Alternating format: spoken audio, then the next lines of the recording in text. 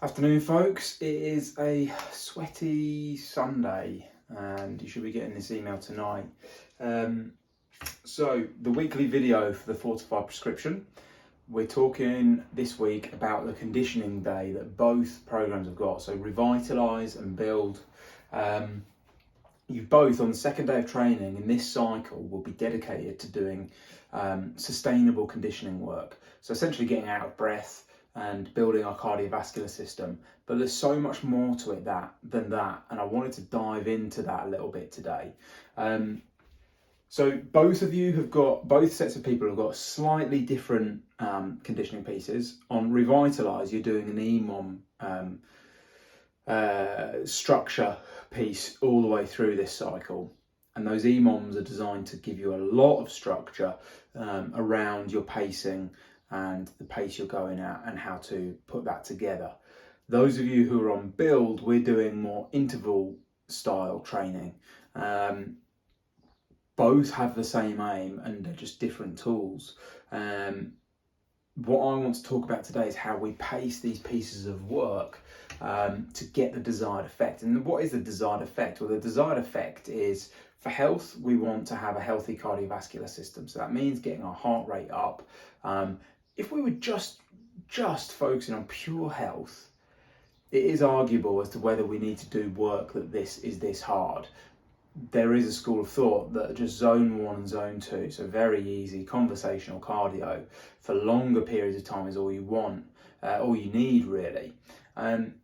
Let's not forget that humans really are designed to go for long periods of time as hunter-gatherers in the wild without really going hard. Okay, if we're talking ancestrally, going hard isn't really part of the plan.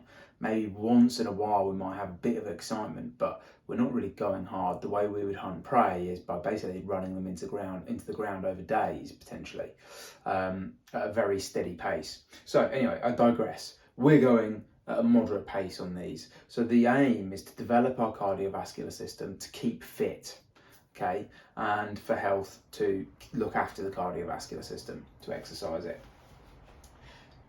The aim can only be achieved by doing sustainable work, and this goes in against everything that we're told in fitness now, which is all about high intensity, high effort, high intensity. Let's push, let's dig. And what that ends up with, because it takes an incredible amount of skill to pace mixed modal, so that is something that isn't just one element. So a cyclical piece would be just running, just skipping, just rowing, just skiing. That's cyclical. We're doing the same thing again and again. Even just doing 10 minutes of burpees is a kind of cyclical piece of work. Mixed modal is like rowing, burpees, kettlebell swings, running, box jumps, pull-ups. It's your classic CrossFit, it's your classic circuits type training.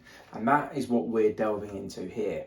Why? Well, because it's interesting, because it does have a benefit, and it gets the body to work in slightly different ways. I don't think it's the be all and end all. I do very little of it nowadays, having been a complete CrossFit junkie and being all in on trying to get as good at that as I could, which wasn't that good really. But I got myself pretty fucking fit, pretty good at mixed modal work, and very, very good at pacing it. Now, the pacing element is so important, especially for you guys, because the whole reason for this program is to build you up, not break you down. And intensity, uncontrolled intensity, breaks you down. That is the person you see in the corner of the gym on their back making sweat angels, rolling around, kind of boasting and taking great pleasure in how hard it was. I dug there, I had to really push there, that was savage. That sort of like high five. It's cool, I get it, and it's addictive as well, but it's not building you up long term. The next day it leaves you feeling rough. You feel drained the rest of the evening.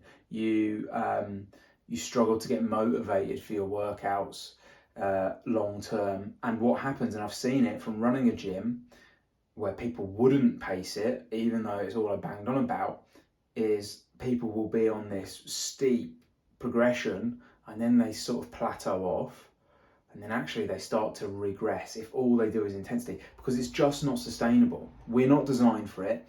And also, in our lives, we have so many other stressors, so much more intensity.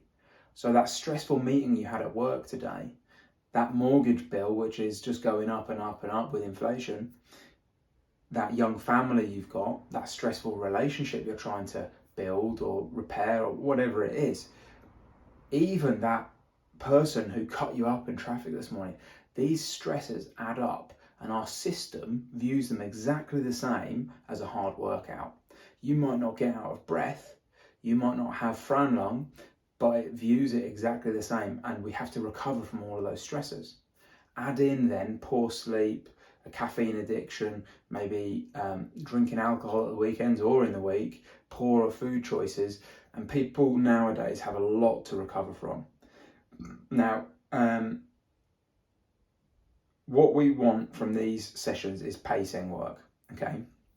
So whether you're doing EMOMs on Revitalize or whether you're doing the interval styles, you've got to work hard to work out what is sustainable for you. So what is sustainable on these pieces? Well, it's a pace that you could sustain for probably 4 or 5 times that I'm asking you to. So on the EMOMs, where you have a 30-second row, imagine doing that row for a full 2 minutes and then resting a bit and then doing it again, okay? That's what we want to be doing. That is the sort of pace that we're working at.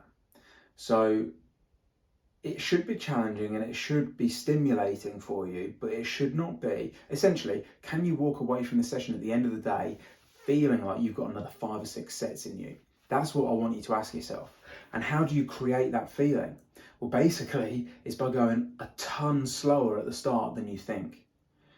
Everyone, including myself, overestimates what they can do in conditioning pieces. They see that workout and they're like, that's not too bad. And then 3 sets in, it's like the world is ending. Everything's getting a bit narrower. You start to see red and then everything just drops off. So we want to create a sustainable workflow where we're actually just going like that. What actually happens for a lot of people is we go super hard at the start and then we drop off. We're absolutely in pain cave, barely doing anything for a couple of sets, and then the last set we pick up. That's not creating anything except teaching your body to go slower. What we want to do is sustain that.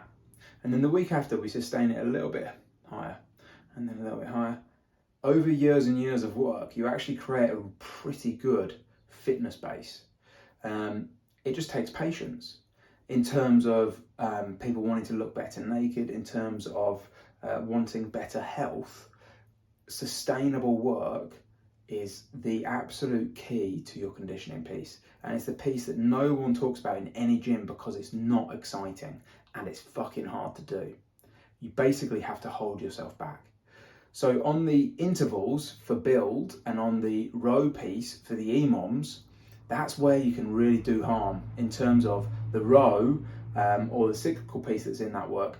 That's where you can really push, you can really dig. And just going, everyone who's done any rowing intervals knows, just going 2 or 3 seconds quicker on your splits can make a massive difference to how you feel. Huge difference. So what you want to be doing is every time you get on that rower, you get into a rhythm. It feels like a flow. When you get it right, it feels like a flow. Your breathing's the same rate every set. The splits that you see on the screen in front of you, they're the same. It's like 150/500 meters. And it's just there, 150. Maybe it goes 151, 149, 152, and you'll know when you lost concentration because it will jump or drop by like 4 or 5 seconds. So we're getting onto those machines, we're getting into these pieces of work and just thinking about it being a steady state. So if we look at, so build here, I think it's tomorrow, on Tuesday, you've got row 250 meters, a minute's farmer's walk, 32 prisoner step-ups, and then a single arm kettlebell Russian swing. So on that, the farmer's carries, you can't go that quick. You can't really get out of breath on farmer's carries. They're going to burn. That's why they're in there. They're in there to slow you down. But that row, if you smash that row, you're going to get onto the farmer's carries, you're going to be ruined, and then you have to keep putting the kettlebells down. That's a minute unbroken farmer's carry every set. The prisoner step-ups, it's like step up, step down, step up, step down. Not step up, step down, Right, step up, step up, step up, step up. Okay, I need a break, hands on knees. There's no pauses in this conditioning work. And to create that flow, it requires you to go just a bit slower than you probably want to. So the absolute takeaway here is that you go out steadier than you think and you hold that pace all session.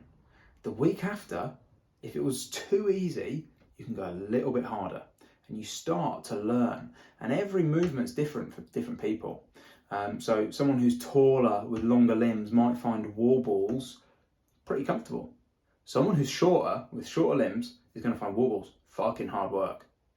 Someone who's shorter is going to find things like thrusters easier because they've got less range of motion to go through. So everyone's going to find things more tricky or easier depending on where you sit.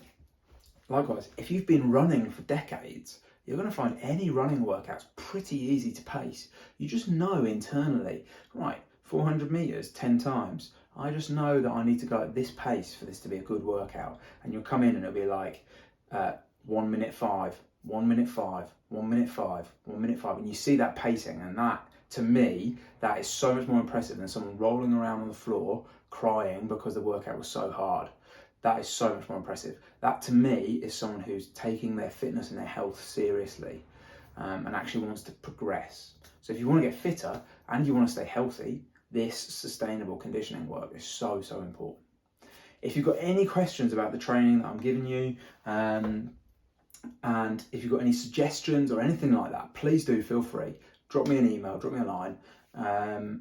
And I really appreciate you watching this. If you've survived this long, me rambling on about pacing, please do share with your friends, family, anyone who you think could benefit from this program. We're trying to build you up, not break you down. It's time that the fitness paradigm changed its approach.